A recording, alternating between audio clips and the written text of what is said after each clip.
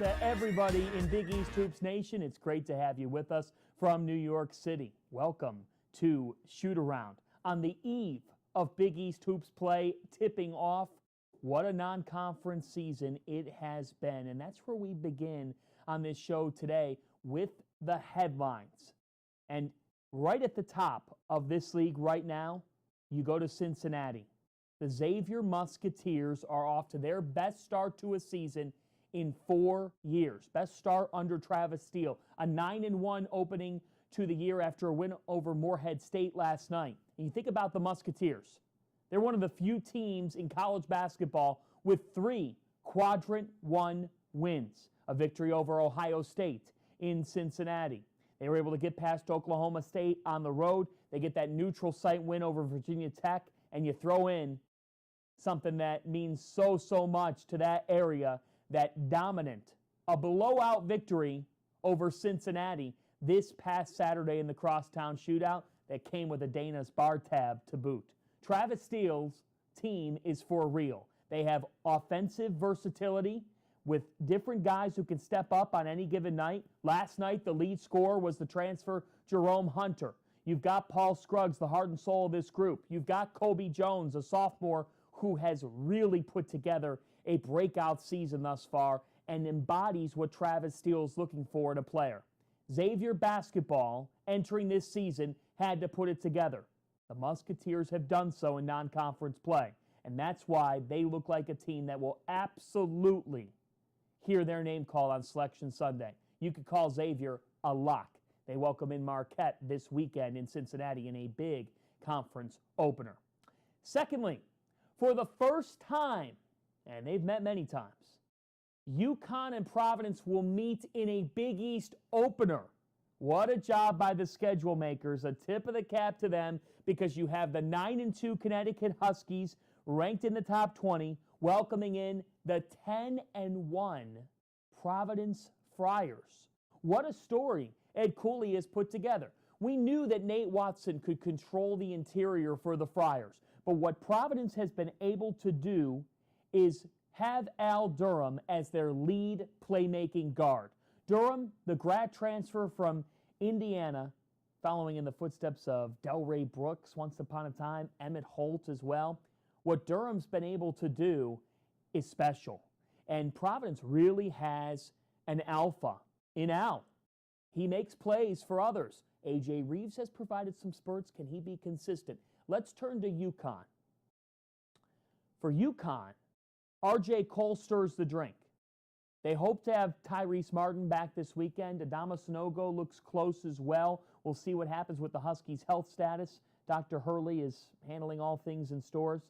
But for this Huskies team, the way that they defend and rebound was a known. For them, I think the biggest key is Jordan Hawkins being able to continue to climb as a freshman. I know he's in his first season, but it's still someone who they expect to play a major part in the scoring column as the season goes along. They have high expectations for this kid.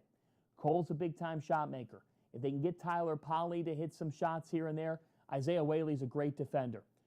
UConn, to me, goes as far as their offense in the final 3 minutes of games takes them. They're going to be close every night. Can they find enough scoring late in games? This is a big game in Hartford on Saturday, 5 Eastern time on Fox. And number 3 on the Big East Hoops headlines. How about this? The conference is 91-24 through 115 games played. 7 wins over AP top 25 opponents. That's more, Xavier and Providence, they've accounted for more wins themselves over ranked teams than some conferences as a whole. I mean, really impressive stuff what the Big East has been able to do thus far in non-conference play. It's a mission accomplished. It really is. Because here's the thing. You know, heading into your league play, you have a good idea of how many bids you could get on Selection Sunday. If you don't perform in non-conference play and put a resume together, then it's really hard to be able to make up for that in conference play. Look at Depaul, who was picked in the basement of the Big East. This is a Depaul team that's off to a 9-1 start under Tony Stubblefield. so that in past years, if a team were to take a loss to Depaul, it could hurt quite a bit. But the Blue Demons are on the map. They're on the radar. And if you ask Tony Stubblefield and his staff right now, they've got a star in Javon Freeman-Liberty. They have length. A couple of really interesting players in Brandon Johnson and Nick Ongenda, among others. DePaul basketball is on the radar. A huge game looms this weekend at Northwestern. If the Blue Demons can find a way past the Wildcats, folks, that's 10-1 with multiple power conference wins. Might really be time to start taking DePaul basketball more seriously than you were heading into this season. Tony Stubblefield's done a nice job, and we're going to get to that in a little bit with Jeff Borzello from ESPN, Matt Norlander from CBS Sports. Those guys have covered a lot of Villanova basketball over the last 5 years, and one of the mainstays for the Wildcats is Jermaine Samuels. So much so as a mainstay that at one time, Villanova head coach Jay Wright said that if he could have his daughter date any player that he's ever coached, he would have Jermaine be the one to pick her up. That is what he thinks of Jermaine Samuels. The all-around Villanova Wildcat joined me earlier this season for a sit-down to talk about his journey and what makes the Wildcats' attitude keep churning. Now joined by Villanova star forward Jermaine Samuels as he gears up for season number 5 on the main line. Why return to Villanova? The reason why I wanted to return to Villanova is to better prepare myself for my future. But not only that, it's just being around this program, being around people you love, being around people who love you. There's no better feeling, and this place is very special to me, so why not enjoy an extra year of it? You have this specific way of doing everything, and we know those key principles, attitude, playing for the ones who came before you. Take us inside the process of what goes into it. Like your first Villanova practice. I hear guys tell legendary stories of like, you realize quickly, oh man, I mean, this is going to take another level. Did that realization happen when you first start practicing with this program? Yeah, for sure. It hits you like a brick wall, the intensity, how much everyone is counted on. And it all comes from knowing that being in this program, being a human being and bettering yourself, whether on and off the court, it's about what you do every day and how you approach it. So it's okay if you're not good right now. It's okay if you're working towards getting better. And that's what this program is about. It's about coming in every day, having an attitude like, I'm gonna get better. I'm gonna do what it takes. It may not be pretty. It's better if it's not pretty, honestly. It is. And you know you came out that day, it may feel hard, rough, but you know you got better that day. And once you do that enough every day, months, weeks, years, even for coach, years, you start to see the results of it. To have one last shot at it, what do you want people to think of down the road 10 years from now when they think of the name Jermaine Samuels? I just want them to think of someone who was willing to give it all for other people, give it all for their team, for his teammates. It was never about me. The stats, the wins, things like that, that's all written in the books, and people can say whatever they want about that, but I just want them to know that I came in every day and I tried to do my job and I tried to win. And all I wanted to do was just be the next success with my teammates. And that's probably the one thing I care about, is having that respect from everybody, especially in this program that I was all into what Villanova basketball is about. Now joined by Villanova star forward. You think about the fact that Villanova enters their league opener at Creighton on Friday, and look, they do have the trio of defeats, but those have come at UCLA, at Baylor, and on a neutral floor against the number 1 team last week, Purdue. Villanova is going to be A-OK, and it is their conference until someone takes it from them. They've won the Big East regular season crown every year but one over the last 8 seasons since Big East reconfiguration. So for the Wildcats, they have some things to figure out, and the depth is something that, well, they need to find more options beyond Colin Gillespie, Jermaine Samuels, and Justin Moore. But did you hear it in that feature? Jermaine Samuels saying, it's actually good if it's not pretty right now. If you keep working every day, you get to the end of the road, You think about 2016, that's what Villanova was. They took a blowout loss in Pearl Harbor against Oklahoma, against Buddy Hield. And then in the Final Four, they face Oklahoma in a rematch, and they blow out the Sooners. Don't doubt Jay Wright.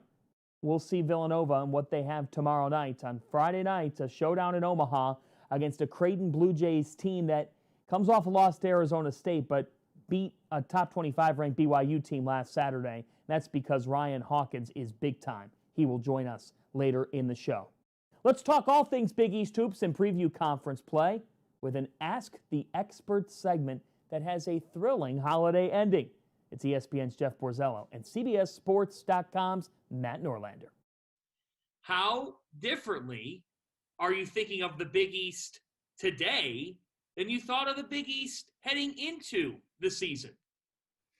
I mean, it's obviously improved in perception, both at the top and at the bottom. Going into the year, it was kind of Villanova and then a pretty big drop off to the next tier. And then it was like, are UConn, Xavier, are they even top 25 teams? And now I think there's maybe 5 teams in the top 25. And the bottom of the league is pushing up too. I mean, Georgetown just beat Syracuse. Marquette looked great at the beginning of the year. Creighton just beat BYU. So it's just from top to bottom, the entire league, it seems more balanced. It seems better at the top. It's more competitive. Just top to bottom, it's been really impressive what they've done through 1 month. Matt, the biggest surprise thus far in the Big East is? I think you would have a hard time making an argument for anyone other than Depaul. Let's get it on the record. I'm going hard on Depaul before Borzello could get there. 9-1. Only loss by 4 at home to a Loyola Chicago team that is setting up to be, again, top 3-4 mid-major in the country. Wins on the road against Louisville. And for Depaul, any kind of road win is worth immense value. They have 2 road wins already. New coach, Tony Stubblefield. DePaul being 9-1, I don't know if this is going to mean that they can sustain this throughout league play, but let's give them their flowers right now here. The Blue Demons, I know the non-conference schedule largely wasn't that impressive, but they'd also beat Rutgers. No one thought DePaul was going to win 9 of its first 10. It has, and so for me, that's the biggest surprise. I would probably go Seton Hall and Providence. I mean, going into the year, Seton Hall was expected to finish 5th in the league. And right now, they might be the highest-ranked team. Well, for me, they're the highest-ranked team in my power rankings. I have them ahead of Villanova right now. I mean, they've beaten Michigan. They beat Texas. And to me, the thing about them is Kadari Richmond was hyped going into the year. He was going to be a difference maker for them. I don't think he's hit his stride yet. And so I think when he does, at both ends of the floor, he kind of gives them a ceiling that we might not have seen yet, despite their good wins. I think he kind of takes them to another level when he plays well. And then Providence, they've looked great. They had that one weird loss to a pretty bad Virginia team, but they beat Wisconsin, they beat Northwestern, they beat Texas Tech, and they're big. I mean, they go 6'11", 6'7", 6'6". I mean, they're a big team. Al Durham's made a big impact since coming over. AJ Reeves is kind of taking the next step. The past couple of games, he's been really, really good. I just think both those teams right now, they're top 25 teams. They weren't expected to be that in the preseason. And so for me, those two are the biggest surprises. All right, last but not least, if you could delegate one Big East coach to host a Christmas party, who would you have host the party? You go first, Borzello. Because there's a lot of factors to take into account here. I mean, if I put on like my invitation, Jay Wright's hosting my Christmas party, like I think people are going to be intrigued. I think it might bring some people in the door. They might not have come. So I'd probably go with him. You're going with Jay Wright? Hold on. I said if I'm a volume guy, if I just want people there, I think Jay Wright's my pick. A lot of factors to take into account here. All right, question 1. Is the party being held at the home of the head coach? Yes. Where they currently live? I didn't know that. What are you thinking, Borzello? They're going to. I would have looked up real estate listings and things. I want to see who lives in like a palace. Okay, so you are going to rent out a hall? Okay, first of all, Borzello's way off on this. Patrick Ewing is bringing more intrigue than any other. He's friends with Jordan. Not to say that Jordan's going to be showing up, but Patrick Ewing's reach is just a little bit. If it was going to be at my house, I'd have Patrick Ewing's. That's New York. I'd have literally everyone in the state come here. I'm just saying. Okay. Again, the head coach is hosting. Just saying Borzello's methodology on why Jay Wright, he could be a little could be a little bit off there. I feel like Patrick Ewing's guest list might be just a little bit better than Jay Wright's, even though. But is he inviting the people or am I inviting the people? He's inviting the people. I didn't know this. I didn't know any of this. I thought it was my party. I just had to pick a host. Assuming control of this guest list when it's the Christmas party at the head coach. I thought I had to find a location. I thought I had to make the guest list. If I was letting a coach pick everything, or at least make his own guest list, I probably would have said Ewing. But I didn't know these details. But if I'm combining, like Ed Cooley's got some USA basketball connections, I'm going Cooley. I think Cooley is going to be – he's just going to put on the best party imaginable. Yeah. And it's not like – listen, Jay Wright, I know he's not wearing the suit anymore. I'm not saying it would be completely stuffy. It just might be one of those things where you walk – Jay Wright's going to have the house where you walk in and the Christmas tree's got gold and silver and the tree is just kind of like more prim and proper. Ed Cooley's going to have the homemade ornaments, all sorts of just humongous buffet going on. I said Jay was my pick if I was a volume guy. If I wanted the whole deal, it would have been Cooley. But I'm a volume guy. I just want people there. This is my favorite discussion topic, podcast, digital show, otherwise of the entire month. Didn't know it was coming, but me neither. I would have prepared. I would have looked at real time listings. There's a lot of. We should have led with this. We should. Yeah. We might. This could have been 20 minutes on its own. Correct. I think it has been. Actually. It almost is, by the way. Yeah. I'm going Cooley is my pick, but there are compelling cases to be made for Jay, for Ewing, for Steele, and the Dan Hurley possibilities, good, bad, or otherwise. You're not getting Hurley to host your party.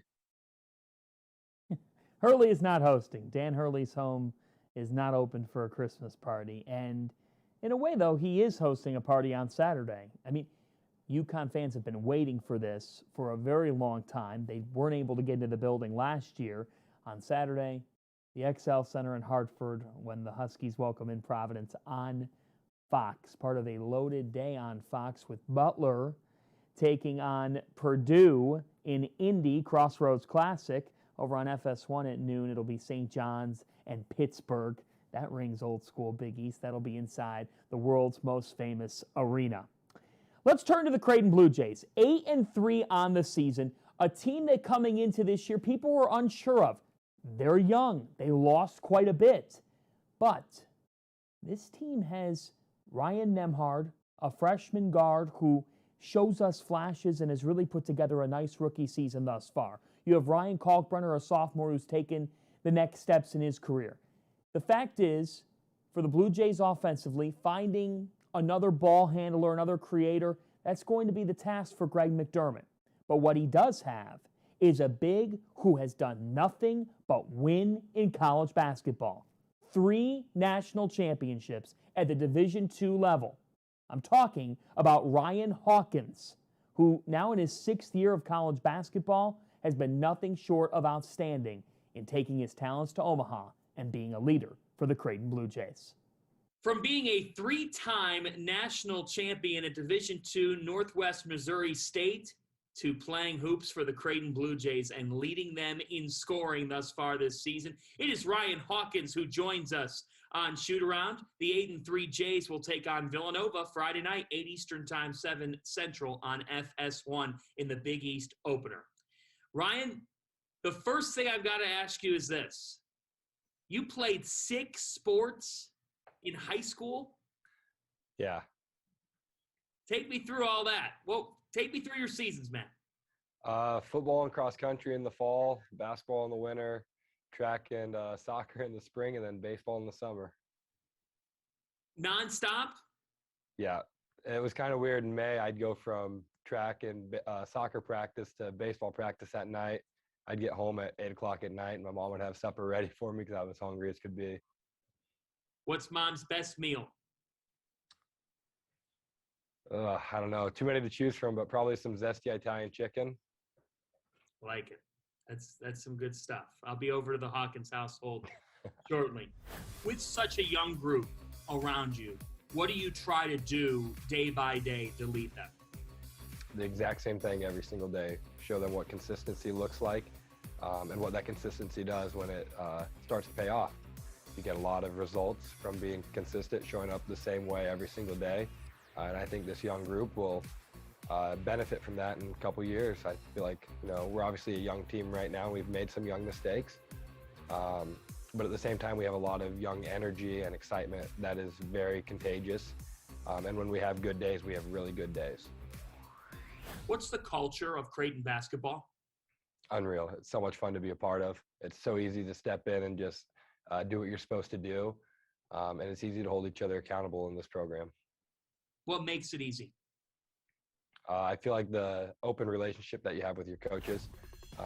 McDermott's very open and very honest with you. He's not going to sugarcoat it. He's also not going to just rip you in the middle of practice unless you actually deserve it. But he's going to work to develop that relationship. And he's going to put a lot of trust in his players. And I feel like when you do that and you trust your players, that accountability becomes personal and they take it upon themselves. Between Northwest Missouri State and now at Creighton, teams that you've been on in college are 167 and 11. What goes into winning?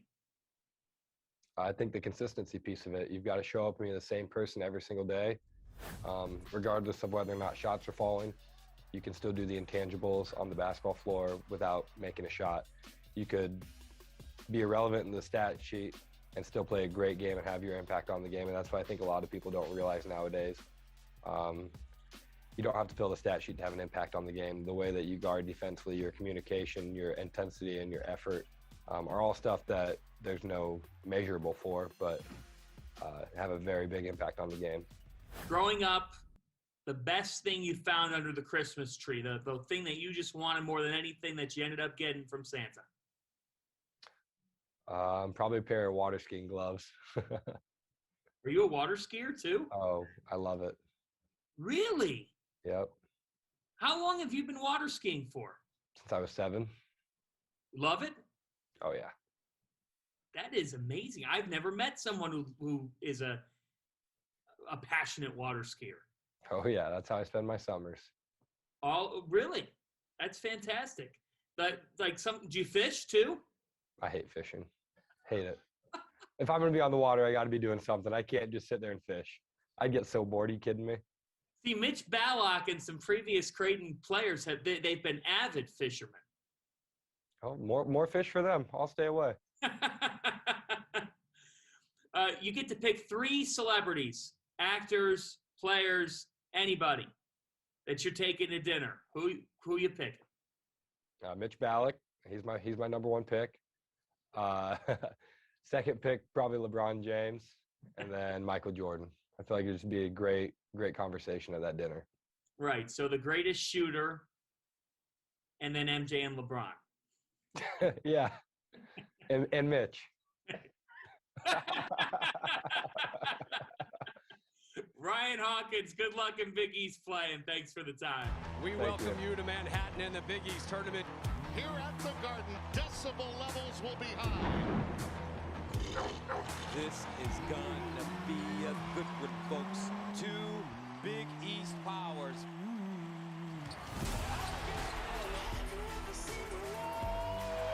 You got to be strong. And that will do it. The Musketeers. Oh, how about that? And the jam.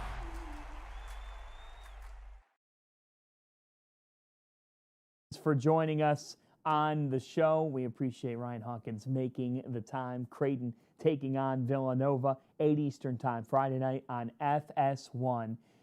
The CHI should be rocking on Friday evening. Let's look at the schedule around Big East hoops. We talked a little bit about it. Butler with a big one on Saturday against Purdue. That is a tall, tall task. St. John's making their Madison Square Garden debut on Saturday at high noon against Pittsburgh. Here's the thing with the Red Storm. They did not defeat Kansas or Indiana in those marquee chances, but they also don't have a blemish. They're going to have those opportunities in conference play to really build up that resume. I think they have the talent to do so. We'll see if they can piece it together. Mike Anderson's team seem to get better as the season goes on. One big scheduling note. Stadium's Jeff Goodman, as well as the Asbury Park Press's Jerry Carino, were reporting at this hour that the Seton Hall-Iona game on Saturday afternoon, 3 Eastern time at MSG, that game is off. according to reports due to COVID-19 issues with the Pirates program. Seton Hall is scheduled to take on St. John's Monday night in the Big East opener. The status of that game, according to reports, is currently still up in the air as the Pirates work through COVID-19 protocols. Elsewhere around the league, Xavier takes on Marquette. It's Shaka Smart's Big East Conference play debut. The Golden Eagles with wins over 4 power conference opponents. What I'm so intrigued by is Marquette's pressure, that havoc that Shaka Smart creates. What kind of a mark does that make on the Big East, on the rest of these coaches? It's a different prep. And for Xavier, this is a tough conference opener at the Cintas Center. Really interesting matchup. Paul Scruggs on one side for the Musketeers, Daryl Morcell on the other for Marquette. I love that guard play. 2 really interesting players going up against each other. And can Marquette be able to use that pressure against Xavier, or will Xavier just overwhelm Marquette with their talent level? So, a loaded weekend, folks. Big East play is here, and non-conference play a success for this league. We leave you with this from New York City. Thanks for watching Shootaround every week, following our content every night. We've had over 5 million impressions throughout the last month, and it's been incredible to see your following and all of just your tweets, your engagements, your interactions. It just tells you that this league stands in a class of its own in terms of the fandom in college basketball. And so, our gift to you and our parting shot today is this message.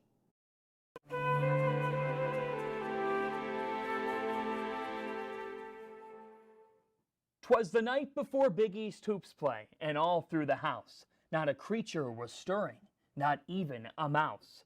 The cats and Hoyas had taken care of the cues, while Cooley has the Friars playing with nothing to lose. The fans were nestled all snug in their beds, while visions of NCAA tournament bids danced in their heads. As the ranked Pirates and Musketeers both won't yield, while the Blue Demons have made a statement under Stubblefield.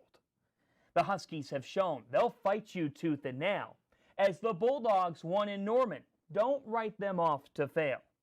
In Milwaukee, Shaka has the Golden Eagles making a clatter, while the Jays continue to make preseason expectations shatter. The Johnnies are intriguing, fitting New York City, as this conference has shown it's more than gritty. On Gillespie, on Roden, on Watson, on Champagny, to Scruggs and Cole, Muhammad and Nemhard, even Freeman Liberty. To the top of the porch, to the top of the wall, this conference has exceeded every expectation and stood tall. Santa sprang to his sleigh, to the Big East he gave a whistle, and away they all flew like the down of a thistle. But I heard him, I did, exclaim as he took flight, "Happy Christmas to all, see you in MSG in March, and good night." Merry Christmas, Big East Hoops fans.